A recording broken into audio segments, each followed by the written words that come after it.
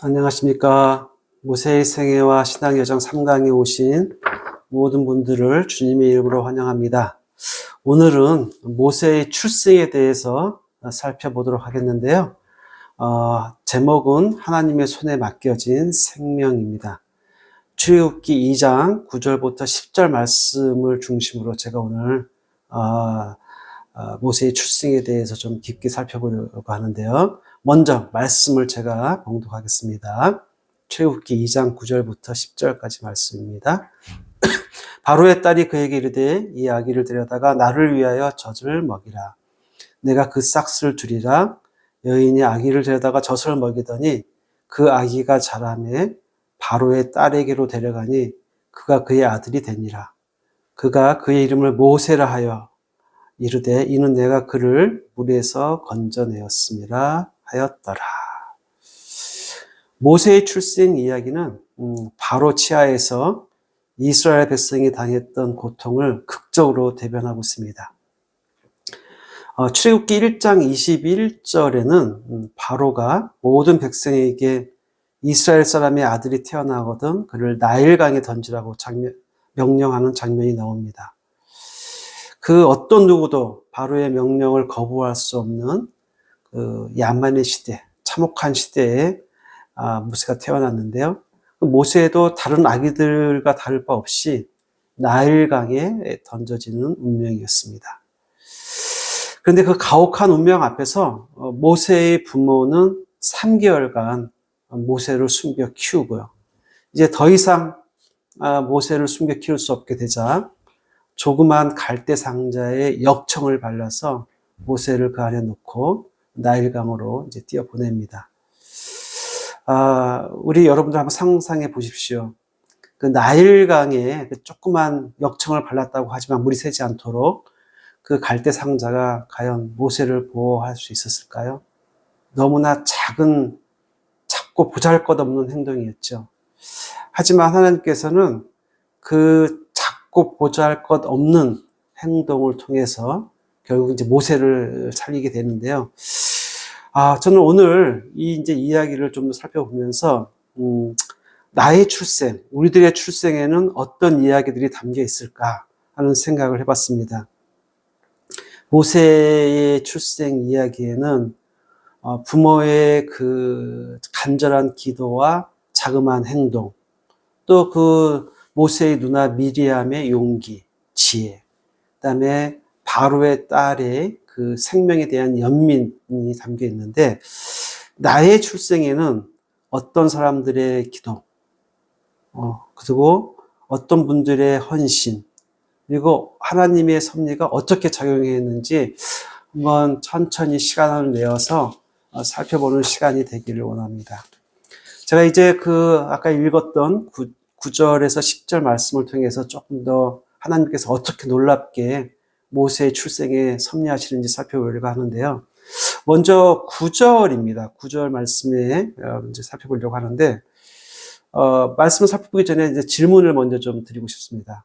하나님은 어떻게 절체절명의 그 위기 속에서 히브리 남자애들은 무조건 나일강에 던져지는 운명이었는데 어떤 그런 위기 속에서 한 생명을 지켰을까라는 질문입니다. 근데 참 하나님의 놀라운 섭리를 보게 되는데요. 9절에 보면은 이 아이를 데려다가 나를 위하여 젖을 먹이라, 내가 그 싹스를 주리라 하는 바로의 딸의 이야기가 나옵니다. 이 장면을 보면 매우 놀랍지 않습니까? 그 바로 딸의 아버지가 이제 바로가 이제 명령을 하죠. 히브리 남자아이를 모두 죽이라고 명령을 내리는데, 근데 그 명령을 내린 바로의 궁궐 안에서 모세가 이제 보호를 받게 되는 것이죠. 더 놀라운 것은 모세의 친어머니가 다시 그 모세를 돌보게 된다는 것입니다. 모세의 어머니 요게벳은 아들을 살리기 위해서 갈대 상자에 담아 나일강에 맡겼습니다. 정말 아까도 말씀드렸지만 인간의 눈으로 보면 아주 보잘것없고 절망적인 선택처럼 보이죠. 그러나 하나님은 그 작은 믿음의 행동을 통해서 놀라운 길을 열어주셨습니다. 하나님의 섭리는 때로 우리가 예상하지 못하는 방식으로 나타납니다. 가장 위험한 장소처럼 보이는 바로의 궁궐이 오히려 모세가 보호받는 장소가 되었기 때문입니다. 하나님은 가혹한 운명, 그 위기 속에서도 하나님의 계획을 이루어 가신다는 것을 우리가 볼 수 있습니다. 우리들도 지금까지 살면서 여러 가지 어려운 위기 순간이 있었는데 그 위기 순간을 한번 되돌아보시면 좋겠습니다. 어떻게 하나님께서 그 위기를 건너게 하셨고 또 어떻게 그 위기 가운데서도 하나님의 계획을 이루어 가시는지 한번 살펴봤으면 좋겠습니다. 그 다음에 이제 10절에 보면요. 모세의 이름이 이제 나오는데요. 그 모세의 이름에 담긴 의미가 무엇일까를 좀 살펴보려고 합니다. 이는 내가 그를 물에서 건져내었습니다. 모세라는 이름은 건져냄이라는 의미를 담고 있습니다. 모세는 물에서 건져 올려진 아이였습니다. 그런데 이 이름은 단순한 사건의 기록이 아니라 앞으로 그의 삶을 예표하는, 미리 보여주는 이름이기도 합니다. 훗날 하나님은 모세를 통해서 이스라엘 백성을 애굽에서 건져내십니다. 모세의 개인적인 구원 이야기가 이스라엘 공동체의 구원 이야기로 이어지는 것입니다. 성경에서 이름은 종종 하나님의 계획과 연결됩니다. 하나님은 한 사람의 인생을 통해서 더 큰 구원의 역사를 이루어 가십니다. 모세는 자신의 의지로 선택된 사람이 아니라 하나님께서 역사 속에서 준비하신 사람이었습니다. 10절 말씀을 보면서 하나님은 왜 모세를 바로의 궁에서 보호하셨고 자라게 하셨을까라는 질문을 또 한번 저희가 생각해 보게 됩니다.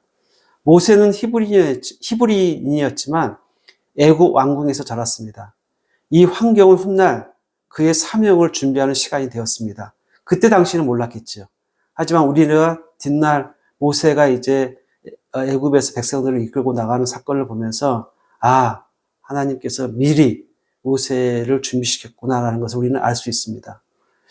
애굽 왕국에서 그는 교육을 받았고 당시 세계에서 가장 강력한 제국의 문화와 권력을 가까이에서 경험했습니다. 이것은 훗날 그 애굽 왕 바로 앞에 서게 될 지도자로서 중요한 준비 과정이었습니다. 하나님의 준비는 종종 우리가 이해하기 어려운 방식으로 이루어집니다. 모세는 왕궁에서 자랐지만 또한 자신의 정체성을 잊지 않았습니다. 그리고 하나님은 그 모든 시간을 사용하여서 이스라엘을 이끌 지도자를 준비시키셨습니다. 때로 인생의 환경은 우리의 선택이 아니라 하나님의 준비이시다는 것을 우리가 기억할 필요가 있습니다. 결론입니다. 출애굽기 2장의 이야기는 한 아기의 출생과 더불어서 생존 이야기로 시작하지만 사실은 길게 보고 넓게 보면 하나님의 구원 역사가 시작되는 장면입니다. 요게벳의 작은 믿음, 미리암의 지혜, 바로의 딸의 연민, 그리고 예상하지 못한 사건들이 하나로 연결되며 하나님은 한 사람 모세를 준비하십니다.